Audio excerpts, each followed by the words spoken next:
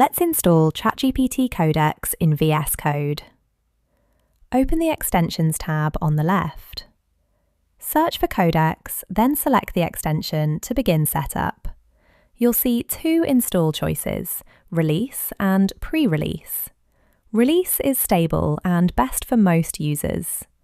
Pre-release has newer features, but it may be less reliable.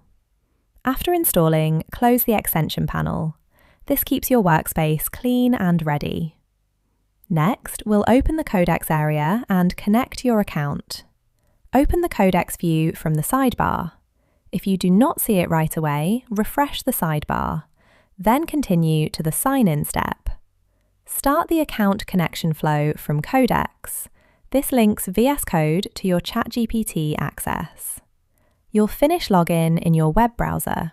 Click Sign in with ChatGPT. Authorize access in the browser window that opens. When done, return to VSCode to continue. Back in VSCode, verify Codex is active. If features are missing, wait a moment or restart VSCode.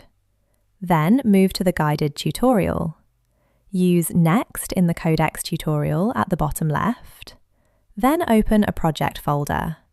Codex needs an open folder to run tasks in context. With a folder open, Codex can run commands and help write code. It can also run and test your code. Now you're ready to build faster. That's the full setup.